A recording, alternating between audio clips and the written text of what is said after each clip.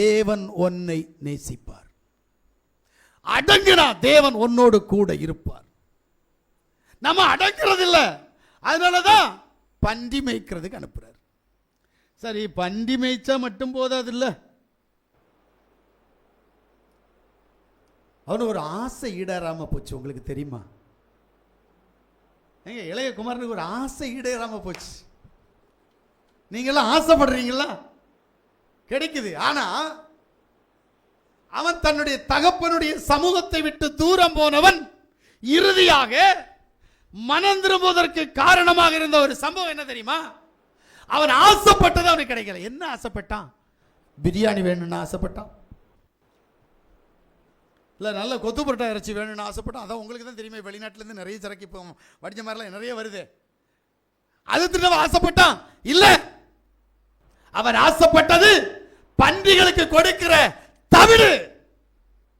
இதை கூட அவன் ஒட்டிக்கொண்ட எஜமான் கொடுக்கவில்லை. தேவ சமூகத்தை விட்டு போறவனுடைய கெதி என்னன்னு பாத்தீங்களா? பண்ணி தின்ற தவிடு கேட்ட பிறகு கூட கிடைக்கல, ஒருவனும் அவனுக்கு கொடுக்கவில்லை. இழந்துட்டான். நீ எப்படி? இது மாதிரி ஒருத்தன் விரும்பினது கிடைக்கல, எங்கேயாவது கேள்விப்பட்டீங்களா? எபிரேயருடைய புஸ்தகம் 12வது அதிகாரம் அதனுடைய 17வது வசனத்தை நான் வாசிக்கிற போது, ஏனென்றால் பிற்பாடு அவன் ஆசீர்வாதத்தை சுதந்திரித்துக் கொள்ள விரும்பியும் ஆகாதவன் என்று தள்ளப்பட்டதை அறிவீர்கள். அவன் கண்ணீர் விட்டு கவலையோடு தேடியும் மனமாறுதலை காணாமற் போனான். என்னதான் அழுது புலம்பினாலும் கிடைக்காதுன்னா கிடைக்காது. இழந்ததுதான், மறுபடி பெற்றுக்கொள்வது கடினம். எப்படி? யாரா இருக்கிற சத்தத்தை கேட்கிற யாசுவா மேசியாவுடைய பிள்ளைகளே, நீங்கள் யாரா இருக்கிறீர்கள்? அறிவு வேணும். இந்த உலக ஆசையில, உலக சிற்றின்பத்தில் மயங்கி இருக்கிற நாம கண்டிப்பா இதுக்குள்ள ஒரு நாள் போவோம். அது போகாமல் தப்பித்துக் கொள்ளணும்னா நாம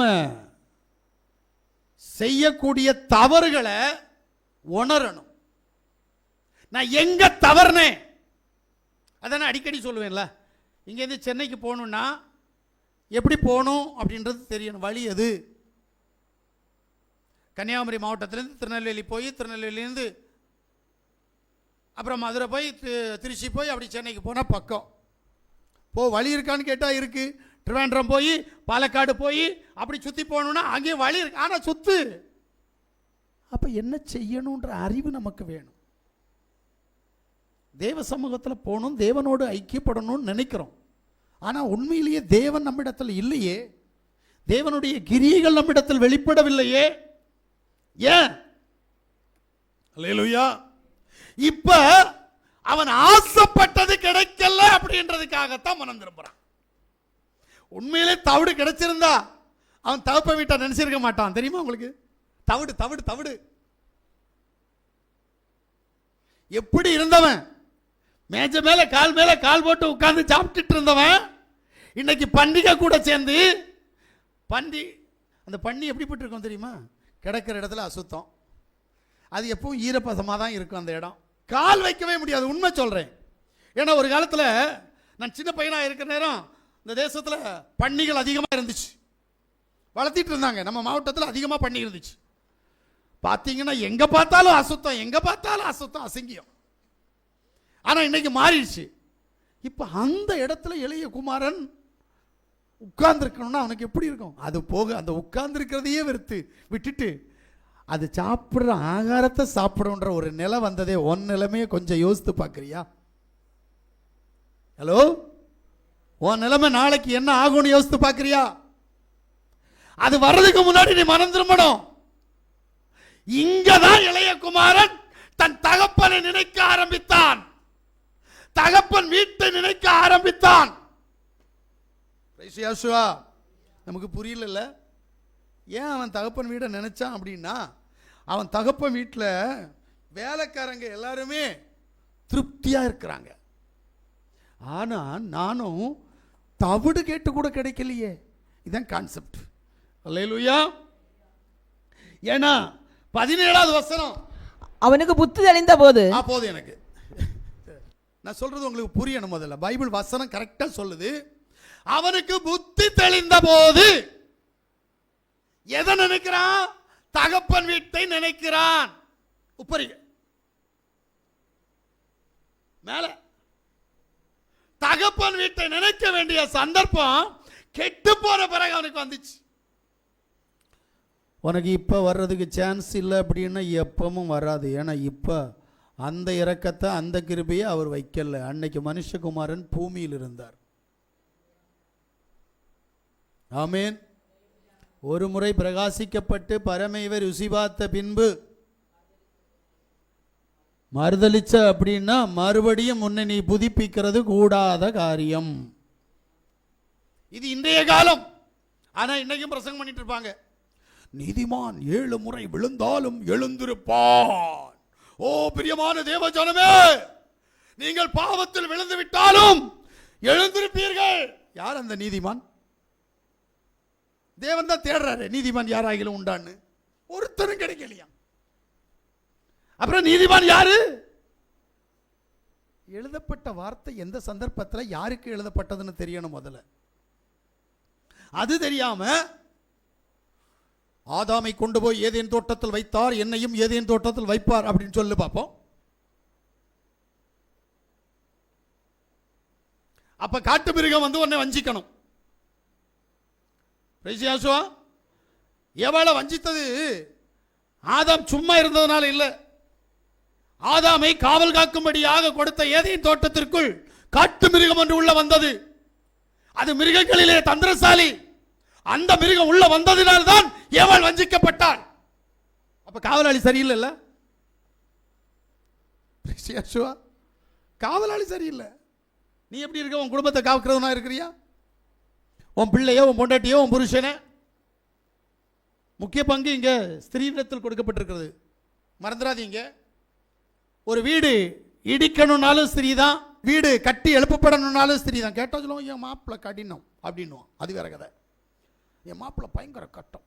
நான் சொன்னா ஒன்றும் கேட்க மாட்டான். அதை மட்டும் தான் கேட்க மாட்டான், வேற எல்லாம் கேட்பான். அப்ப எப்படி பேசியாசுவா? இங்க இருக்கிறதே இவங்களே கேட்டு பாருங்களேன். பொண்டாட்டி சொல்றதை கேட்பீங்களான்னு கேட்டா கேட்போம், ஆனா எல்லாத்தையும் கேட்க மாட்டோம். இந்த வார்த்தை தான் இருக்குமே தவிர கேட்கவே மாட்டேன் அப்படின்னு இங்க இருக்காது. அப்ப பொறுமையா சொல்லு. உன் நன்னடக்கையின் மூலமாக சொல்லு, உன்னுடைய கிரியின் மூலமாக சொல்லு. அது சொல்ல மாட்டேயே. ஆமென். வேதம் சொல்லுகிறது, துன்மார்க்கமாய் வாழுகிற புருஷனை, இங்க அப்படி யாரும் இல்லை, அந்த புருஷனை கூட அவளுடைய நன்னடக்கையின் மூலமாக சம்பாதித்துக் கொள்ள முடியுமா? இங்க துன்மார்க்க ஜீவியம் செய்யக்கூடிய புருஷர்கள் இல்லை.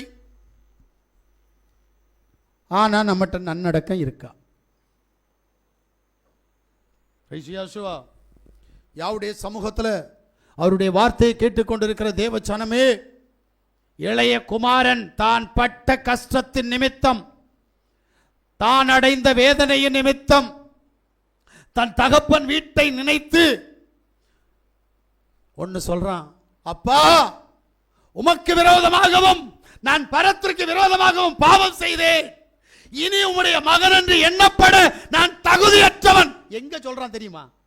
அப்பனை பார்க்கல, அப்ப வீட்டுக்கு போகல. நான் எழுந்து என் தகப்பனத்துக்கு போய், தகப்பனே பரத்துக்கு விரோதமாகவும் உமக்கு முன்பாகவும் பாவம் செய்தேன். இனிமேல் உம்முடைய குமாரன் என்று சொல்லப்படுவதற்கு நான் பாத்திரன் அல்ல. உம்முடைய கூலிக்காரர்கள் ஒருவனாக என்னை வைத்துக் கொள்ளும் என்பேன் என்று சொல்லி. நாங்க வேத வசனத்தை இப்படி கேட்போம், ஆனா நாங்க மனம் திரும்புவதா இருந்தா ஆண்டவரே எங்கள் பாவத்தை மன்னியும்னு சொல்லி மட்டும் மனம் திரும்புறோம். இதே கான்செப்ட். செஞ்ச பாவத்தை எல்லாம் நினைக்க மாட்டோம், செஞ்ச பாவத்தை எல்லாம் அறிக்கப்பட மாட்டோம், செஞ்ச பாவத்தை விட்டு விட மாட்டோம். ஆனா நாங்க மனம் திரும்புவோம். இது யாருன்னு தெரியுமா? இது பிசாசுக பிள்ளை உன்னை வஞ்சிக்குது. ஏன்னா செஞ்ச பாவத்தை விடணுமா வேண்டாமா? அறிக்கை பண்ண மட்டும் போதாது, விடணும்.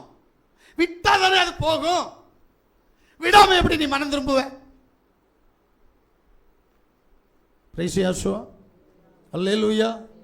இளைய குமாரன் நினைத்தது மட்டுமல்ல, எழுந்தான், புறப்பட்டான், தகப்பனை சந்தித்தான். சந்தித்த போது அதை சொல்லுகிறான். அப்பா, வாசிக்க கீழே வசனம். எழுந்து புறப்பட்டு தன் தகப்பனிடத்தில் வந்தான். அவன் தூரத்தில் வரும்போது அவனுடைய தகப்பன் அவனை கண்டு மனதுருகி ஓடி அவன் கழுத்தை கட்டிக்கொண்டு அவனை முத்தம் செய்தான்.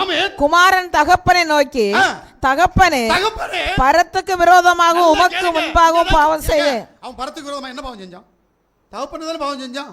ஆனா அவன் மனம் திரும்பின போது நான் தேவனுக்கு விரோதமாக பாவம் செஞ்சேன் என்கின்ற எண்ணம் அவனிடத்தில் கடந்து வந்தது. உன்கிட்ட என்ன இருக்குது? ஏன் உனக்கு விடுதலை இல்லை?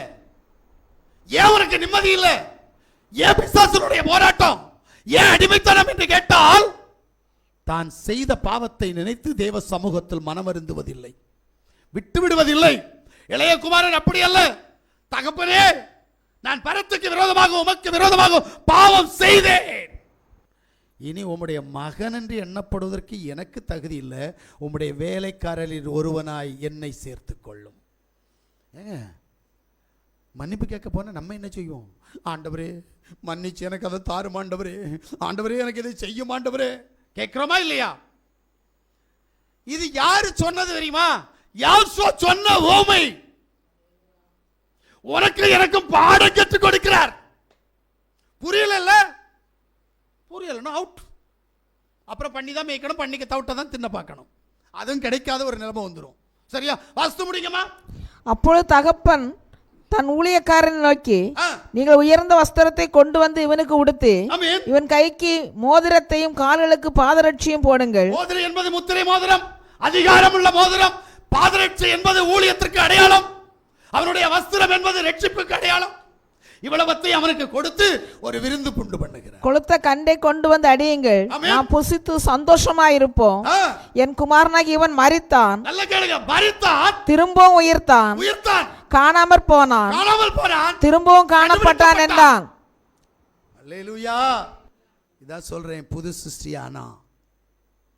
மனம் திரும்புறது மட்டுமில்ல, அவன் புது சிருஷ்டி ஆனான். நீ நானும் எப்படி? நமக்குள் இந்த புது சிருஷ்டி கடந்து வருகிறதா? இல்லையே. நேத்து அறிக்கை பண்ணோம், நாளைக்கு மறுபடியும் பாவம் செய்வோம். எப்படி? இதெல்லாம் வாழ்க்கை. யாசுவாவுக்குள் வாழ்க்கையினுடைய விதிமுறை வேறு. நாம நம்ம விருப்பத்தின்படி வாழ்ந்துகிட்டு இருக்கிறோம். அதனால்தான் உன்கிட்ட பிசாசு மோதிக்கிட்டு இருக்குது. நம்முடைய மீறுதல், நம்முடைய அக்கிரமம், நம்முடைய அநியாயம், நம்முடைய துரோகம் நமக்கு புரியல. யாருக்கு விரோதமாக செய்கிறோம்? தேவன் உள்ளிருக்கிறார், அவருக்கு விரோதமாக செய்து கொண்டிருக்கிறோம். பார்த்தா பிரைஸ் யாசுவா அண்ணா, பிரைஸ் யாசுவா அண்ணா அப்படின்றோம். அண்ணனுக்குள்ள யார் இருக்கிறான்னு நான் பிரைஸ் யாசுவா சொல்றேன். யாசுவா இருக்கிறார் என்று நினைத்து, ஆனா இந்த அண்ணனுக்கு விரோதமாக யோசிக்கிறோமே, எப்படி? அப்போ உதட்டில் ஒன்று, உள்ளத்தில் ஒன்று இருக்கிறது. இது தேவ சமூகத்தை விட்டு உன்னை தூரப்படுத்தும். ஆனபடினால் உன்னை கஷ்டப்படுத்தும், ஆனபடினால் உன்னை நஷ்டப்படுத்தும், ஆனபடினால் உன்னுடைய சமாதானத்தை இழந்து உண்பதற்கு உணவில்லாத ஒரு நிலை உருவாகும். நான் சொல்லல, பைபிள் சொல்லுது. எச்சரிப்பின் சத்தம் என்பது சும்மா சாதாரணமா வர்றதில்லை. சத்தியத்தை சத்தியத்தின்படி சொல்லி உன்னை தேவ சமூகத்தில் இணைப்பதற்கான ஒரு எச்சரிப்பின் சத்தமாக இருக்க வேண்டும். சரி, இப்ப இளைய குமாரனுடைய கதி என்ன அப்படின்னா, அவன் விழுந்தான், ஆனா எழுந்திருந்தான். அவன் நன்றாக புரிந்து கொள்ளுங்கள், விழுந்தவன் எழும்பினான், அவன் மறுபடி புதுப்பிக்கப்பட்டான்.